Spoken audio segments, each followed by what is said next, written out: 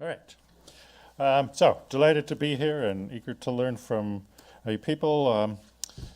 Logical plan would be to start with the most basic things and then build on them up to the surface, but I'm going to do it the other way around. That's really how discovery normally works, and plus we don't want to get too distracted with some of the basic issues like does the reality of meaning require a non-Cartesian dualism? Get too distracted in that.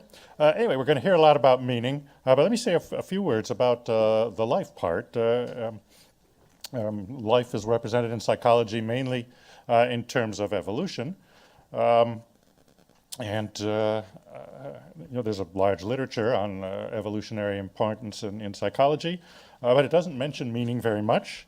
And likewise, there's a vast and growing literature on meaning, but doesn't connect very much with evolution. I was pleased to see Samantha mention that meaning is adaptive and so on. But a lot more of that could be fleshed out. And I bring this up because there's a new journal that's asked me to write a Target article about evolution and meaning. And it's going to be Target with commentaries, and so I thought, well, this would be a great place to mention if you have something you'd like to contribute to this, especially if you're not completely turned off after you hear what I have to say today. Send me an email, and I can at least put you on the list from which the journal will select their commentators.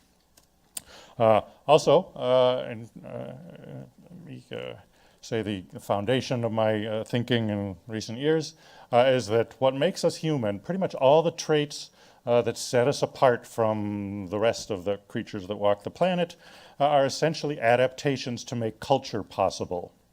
I say culture is our biological strategy, and by that I mean all creatures have to solve the basic problems of survival and reproduction. That's how life continues life. And our species solves it in a very unusual way by creating these societies with culture, that is, with shared knowledge, division of labor, exchange systems, and so forth. It's working very well, given our population is increasing while all the other mammals go down. At least it's working for us. Culture is an adaptation of that, and I bring that up because culture is essentially made of shared meanings. So meaning is important to us. The implication being that we are creatures who achieve prolongation of life, survival, and reproduction by virtue of sharing meaning. And in contrast, most animals essentially live in a solipsistic life, that unable to appreciate that there are other minds with different subjective content from their own. All right, so nature made us for culture. In that context, what makes life meaningful? 30 years ago, I was working on a book on meaning of life, trying to come up with facing the jumble of answers people give. And there are lots of different answers. I began to think that it's the questions that are more consistent themes. The basic needs for meaning, I came up with 4. Heard lists of 3, 5, something like that. Purpose, pretty much everyone agrees on. The present draws meaning from the future. And moves toward goals and so on. For Frankl, purpose was sort of the essence of how he defined meaning. But not all purposes are equally good. The value is important, good and bad, criteria to determine what's right and wrong. That's important too, and that's widely recognized now. The other two of mine, I distinguished efficacy and self-worth. Efficacy, there's no point in having goals if you can't do anything about them to move toward them. So efficacy, being able to make a difference to accomplish something, and then feeling of worth and value that also seems to be important. Those today, I think, are being put together under the concept of mattering, which is a great important advance. People want to feel that they matter in a sense. From this special issue that was published last year, Landau and I pushed ourselves to read through all the papers and come up with some of the integrative themes. 2 others came out, continuity and coherence. They are also both quite important. And they both involve extending the self over time. And again, most other animals live in the immediate present. But humans have a sense of extending from birth and death. So the continuity across time, this is a big advance in the human mental capacity, and meaning is an important mechanism of that connection. There's physical causality, but that just moves from one moment to the next, whereas the meaning of our life can be from something that won't even happen till years after we're dead. I mean, we're just hearing about the the men who worked on building the Notre Dame Cathedral centuries ago, they knew it was not going to be done in their lifetime. They would never see it, but yet it presumably lent their life considerable meaning to work toward this goal that would be after their life. We also find in our experience sampling stuff, people rate their thoughts as more meaningful the more connection across time that there is. But it's not just connection, there has to be some kind of coherence that they make a reasonable, understandable pattern.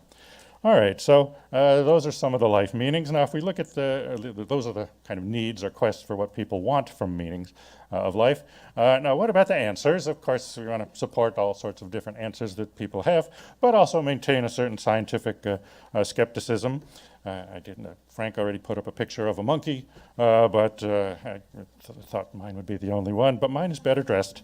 There's a certain category of meanings of life that we're looking at it with the social scientists' skepticism. I'd say, well, these are just monkeys in tuxedos, by which I mean ordinary animal stuff dressed up to look fancy. I mean, when you ask people what's the meaning of their life, they usually start with family. And family is basically animal stuff and relationships to others and status by means of achievement and helping others. So there's a lot of animal stuff that we can act like, well, this is some kind of grand, meaningful thing. But again, the animals who presumably live without having a sense of life being meaningful or even caring about that, they do a lot of the same things. Now, there are other sources of meaning that are unrelated to stuff that exists in the nature world of other animals, religion, art, and science. I think it'd be interesting moving forward to look, is there any kind of difference in people who draw their meaning from monkeys and tuxedos, kind of animal stuff, to others who look to these much more exclusively cultural and human sources of meaning. Another point that struck me in the Meanings of Life book that I did some years ago, in terms of why we apply meaning to life. Well, life is essentially change. It's hard to define life as well as define what meaning is, but you think of it as a series of chemical reactions that are interrelated and try to sustain themselves and so on. But change is a pervasive feature of life. But living things seek stability. So life is change that craves, that yearns for stability, wants a stable relationship to the environment so it can find food and water regularly, safety, in other words, predictable outcomes free of dangers, environment that can raise offspring and focus on that without having to worry about external changes, stable social environment, and so on. Indeed, Schrödinger, and this is the Nobel Prize in Physics guy, most famous for the cat who cannot be alive and dead at the same time. And he wrote a book called What is Life? And his answer was negative entropy. Inanimate systems drift toward chaos and disorganization. But he says life is always moving toward a greater organization, both individually in seeking the stable environment, collectively, and evolution moves toward a greater organization too. So I think that's a profound insight as well. And I bring this up because meaning is essentially a tool for achieving stability. If life is change that looks for stability by applying meaning to life, and I'd love to see the data on routines that Samantha and I think Frank brought up this morning, because routine is imposing, using meaningful patterns, imposing on your life, and then it increases sense of life as being meaningful. So this is true, evident in the very simple learning of discovering patterns and mentally representing them in the even very simple brains. And meanings themselves are inherently stable. I mean, my go-to example when I'm trying to figure out something about the nature of meaning is arithmetic, and 3 + 5 = 8, and it always has and presumably always will. So there's stability there. Language, likewise, is languages do change a little bit, but the principle of language has to be same. The words have to have the same meanings from day to day, and that's how you and I can communicate by using them. And marriage is also another interesting example, because lots of animals have relationships with others, including sexual relationships. But of course they fluctuate and the feelings change from day to day and so on. But marriage imposes a stable meaning. You're definitely married. It's a binary, you are or you're not. And so it imposes stability, and even objectively, couples that are married are more likely to stay together than couples that are not married. So even behaviorally, it imposes stability on the relationship. And more generally, the social systems use meaning in lots of ways to increase stability in their experience and in the world. In terms of why did we evolve to use meaning? Well, again, evolution measures success in terms of population increase, more reproduction and more creatures with the same thing. So somehow the brain evolved to be able to represent meanings, and that's already a form of imposing organization, using patterns of brain cell firings to represent meanings and understanding them. So already meaning facilitates organization.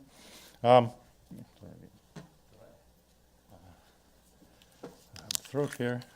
And the evolution for the use of meaning evolved at least in two crucial steps that occurred in quite different times, one much earlier in evolution than the other, the solitary and the collective, and let me say a word or two about the both.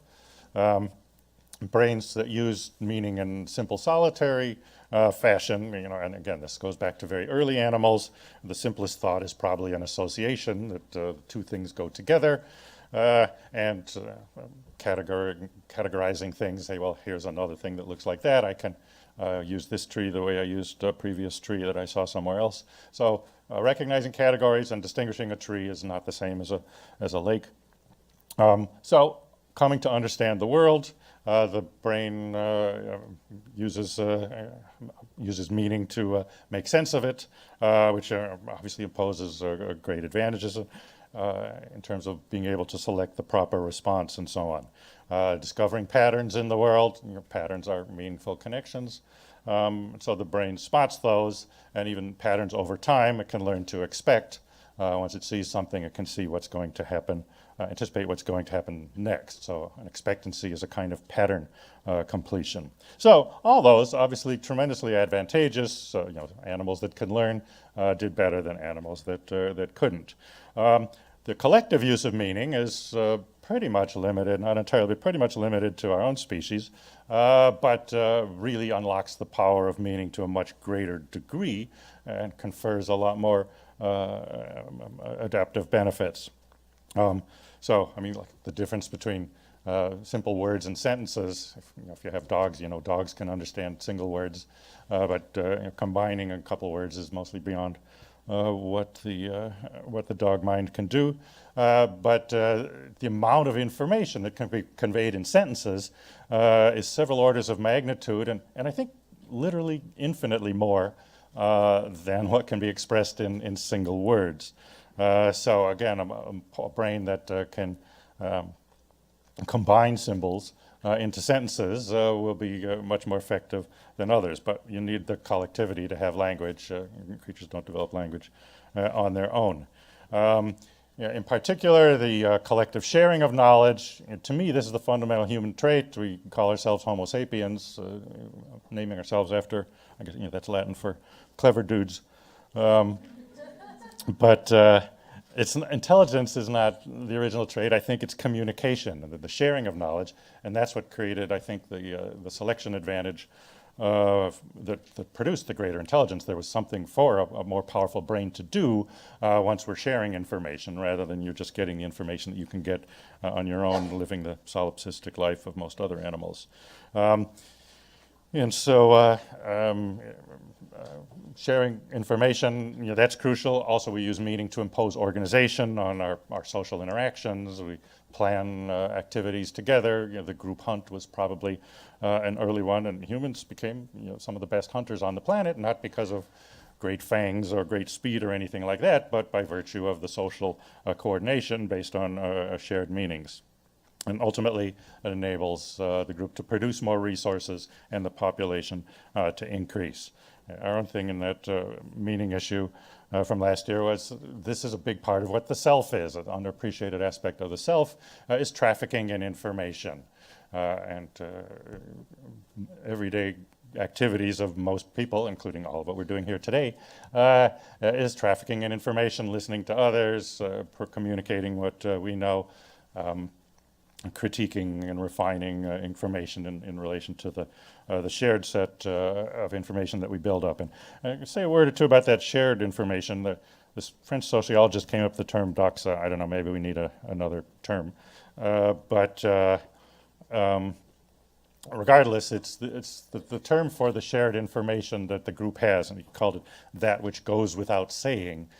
So enables us, and I can say a variety of things that, when I talk about meaning, we know that we have shared ideas what that is, and in the same way I can mention football or Trump or all kinds of different things, and we have lots of shared understandings about that. So these are the foundation for lots of our social interactions. I mean, the crucial thing, the crucial advance that sets us apart from the other animals is that knowledge is stored in the group, not in the individual. So whatever one person learns, as long as you contribute it to the group, then even when you die, that information is there. And that's why this makes progress possible. And wolves are extremely social animals, but each generation has to start over and figure everything out from scratch. But with this shared information, each human generation can start where the previous one left off. And the self as information agent has a variety of new motivations and abilities in order to make it possible to traffic in information, starting with wanting to communicate, the desire to get information. Curiosity is there in lots of other animals, but the desire to share it, other animals don't have. And Thomas Sudendorf's book about the gap between humans and other creatures makes a strong conclusion that one of the key differences is that we want to tell others the contents of our mind. When we find something or experience something, we want to go tell somebody. And likewise, then we pass it on and so forth. And so a lot of this is we are biologically designed to work on creating this shared set of meanings, this common stock of information that makes the group more competitive and more successful. That's good enough. So now let me turn to the thorny question of what is meaning. I have two answers for that. I want to discuss this because this is a case where we need to, in psychology, to learn from the philosophers, and it would help for us to have our concepts sharpened up and so on. Two things essential in the nature of meaning. First, it's non-physical connection, that things are related by some other ways alternative than basically physical processes, and potential organization. And so understanding meaning in terms of those two, and there may be more, but I think that helps. The reality of meaning, as I said, I begin to think that Descartes got us having the wrong argument for a couple hundred years, saying that if there's a dualistic reality, it's mind and body, and that's been pretty much roundly rejected. Somehow we can't quite get rid of it entirely. But perhaps the real duality is physical reality and meaning, and so then I have to say that meaning is real, but it's not physically real. And one way to explain that is those of you who've taken college-level physics, if you look back at your textbook, physical things have a very definite set of properties, and all physical things have those. Take this table here or whatever. It has a mass, it's a position in space, velocity and acceleration if it's moving, magnetic charge, chemical composition, molecular structure. I may have forgotten one or two, but that's basically it. And so that's what physical matter is, and meaning has none of those. If we start to talk about justice or the rules of football or Hamlet or any sort of meaningful thing, it doesn't break down, doesn't have any of those properties. As I said, arithmetic is often my go-to example. And I pondered for a long time, is math natural or cultural? Because we clearly learn it from the culture, often very reluctantly. And yet, it seems culturally universal. There's some cultures that don't do math, but every culture that does gets exactly the same answers. There's no cultural variation. And so usually when you find something that's that universal, you start to think, well, that's grounded in nature. And I sort of bounced back and forth for a while on that. But what I realized is there's an objective reality out there that needs to be discovered collectively. It's too complicated for a single mind starting from zero to work out in a single lifetime. Has to be built up over many generations. So humans evolved to discover the truth together, not individually. And that, again, requires use of meaning for sharing information there. And so you could say, well, is math a special case? But I think no. Indeed, you could argue that all languages have basically the same basis, that there's one set of concepts that all set of languages use. I used to say this was a big change in my thinking. In college, I was all inspired by the Sapir-Whorf idea that languages determine thought, and languages are all so different that we couldn't possibly understand what someone in another culture is thinking and so on. But then in high school, I'd learned German, and I went over to Germany. I was able to talk to them. In fact, the reality of translation, it's not perfect, but it's pretty effective, and it sort of shows almost every thought can be expressed in almost every language.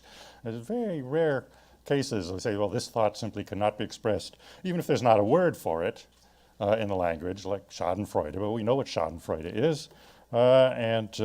Indeed, there's a term, linguistic lacuna, which kind of implies that this language is just deficient, as it didn't happen to get a term for this particular concept. So to me, kind of mind-blowing implication is there's one universe of concepts, and that's the world of meaning, and all languages use it and make different sounds and different sequences of sounds to express it, but it's there. And so, again, in terms of evolution for meaning, we evolved brains that were able to represent this in order to take advantage of it, to use it to prolong life by understanding the environment better and organizing our social life better. There are other scientists I hear say things like, well, thought is just a bunch of nerve cell firings, brain chemistry, and so on. But arguing against that, you have to say, well, the thought is independent of any specific brain. I mean, if Hamlet is just some thoughts in some brain cells firing in my head, well, then when my brain dies, then what happens to Hamlet?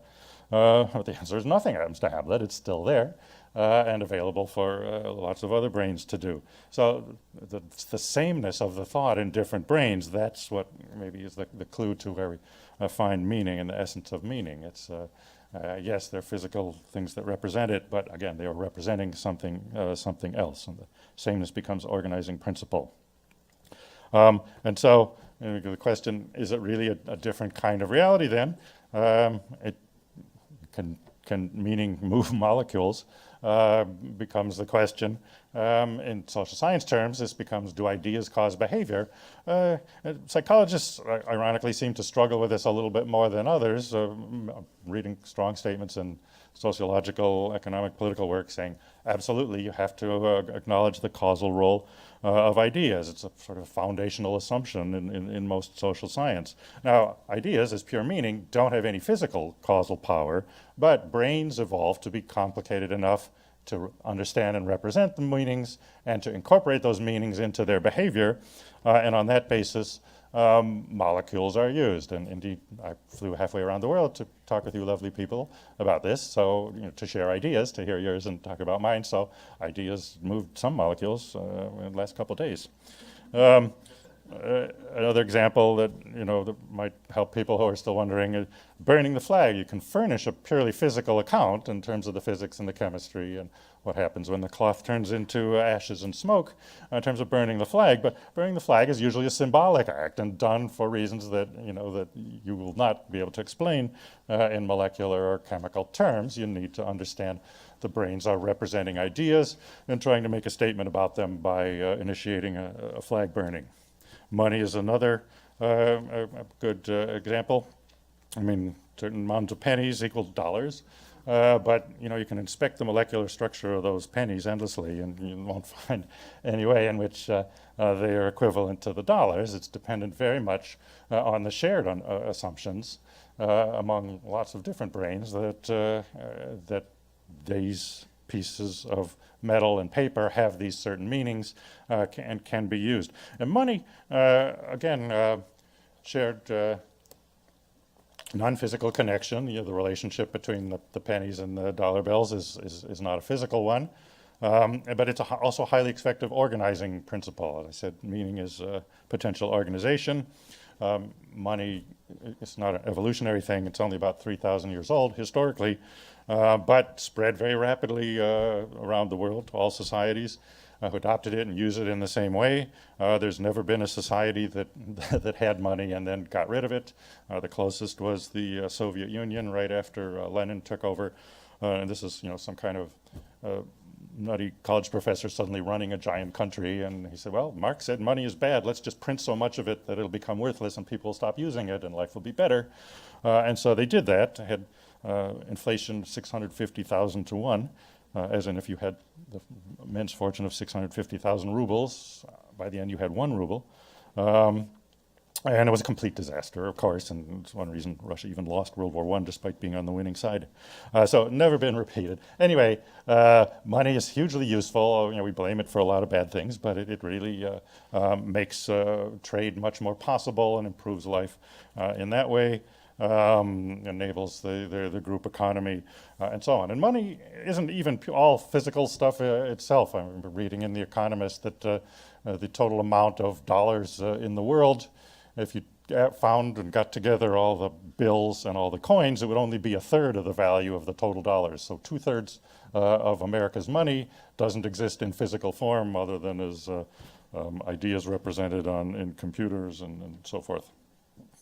And again, the benefits of their trade increases wealth, thus there are more resources to go around, and survival and reproduction are improved. So the benefits of meaning thus come at the group level. It's nice to hear that it's adaptive for individuals, but we've also heard that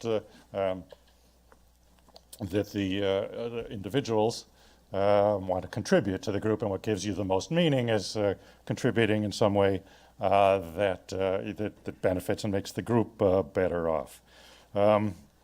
Group selection, as you probably know, has been a controversial issue, and a number of people are coming around to accept it. E.O. Wilson and others initially very skeptical of it. My take on it, I'm not an expert on that, but I do a lot of literature reviews, so I kind of see different areas and how people think. My take on how this developed or evolved was to say, well, is there selection at a group level as opposed to all through the individual? So scientists would look at the test case where the individual and the group interests are opposed to each other, where what's better for the individual is worse for the group. And when they do that, always the individual level wins. So they say, okay, then there's no group selection. It's all at the individual. That's right, but the problem with that is what it overlooks is when the group and the individual interests are aligned, which are in most cases. And again, we evolved to be a successful member of a successful group. And so there could be important group selection at that. An example I use from history is in ancient Carthage. If you did everything right and rose to the top of the social hierarchy and survived and reproduced, that should be the right thing for passing on your genes. But then Third Punic War and the Romans come and burn the city to the ground and massacre and enslave the entire population, and according to legend, sow salt in the ruins. It didn't matter how well you'd done individually, you hadn't enabled your group to be successful enough. So again, we evolved to be a successful member by contributing to making our group successful in competition with other groups. Sudendorf's book has a chapter called The Last Humans, which sounds kind of ominous, but he doesn't mean that we're coming to the end of our species, are going to be wiped out. What he means is that there are all these different kind of evolutionary rough drafts of humans, and it wasn't that they all merged together to produce a multicultural, diverse product. Rather, one species wiped out all the others. and so it had better social organization was a key to it, and the use of meaning was a key to that. The accumulating progress, and again, using meaning to organize social life, and so forth. All right, last thought I want to raise, and I'm at the end of my time, so I don't want to run over. But it strikes me, nobody teaches a dog to bark. If you have a dog, you're usually trying to teach it not to bark so much. But humans have to learn language, and it seems like there's some barrier that meaning cannot be encoded biologically. It can be represented by brain cell firings, but we can't seem to put, if all babies were born speaking the same language, the evolutionists would say, of course, see how much better it is. There are tremendous advantages to having the language that everyone understands and having it built in. That would be totally natural. Or even if it isn't there from birth, it was like puberty, that at some point, bingo, it just started appearing. But it doesn't. It doesn't seem to be able to cross into there. And so I think, again, that tells us something about the difference between meaning and physical reality. So, to sum up, some meanings of life are basically just animal things dressed up, endowed with fancy, highfalutin notions about them, but not others. And others are really going beyond what nature has provided, and perhaps that distinction may be meaningful. Sorry. Another point, life has changed but seeks stability. Resorting to meaning is one of the tools. And you ask, why do we want meaning? Why do we seek meaning? Is because it is a way to satisfy the biological drive for stability and understanding. Brains evolved to process meaning, first individually, already tremendous advantages from being able to learn, to store information, discover patterns, and so on.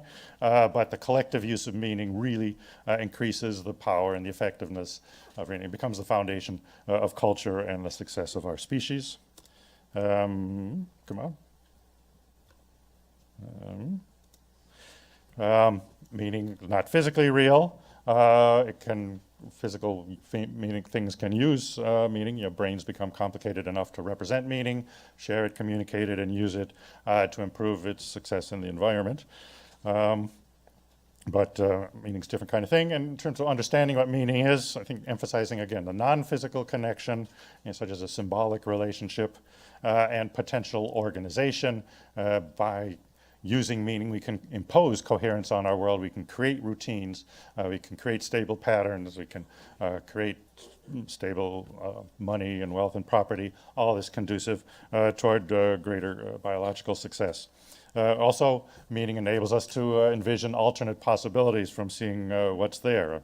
That democracy is not found in nature, but it was not found in ancient civilizations either. It was really an invention, and similarly, other sorts of changes that we have come from the use of meaning to unlock the power of the brain to envision alternate possibilities. And so, to finish, the collective use of meaning enabled our species to dominate the planet in unprecedented fashion. In particular, much of our social interaction involves building this collective stock of knowledge, learning what it is, refining it, and new stuff is brought in and related to that. And so lives draw meaning from the group, from the group's culture and its ideas and shared understandings.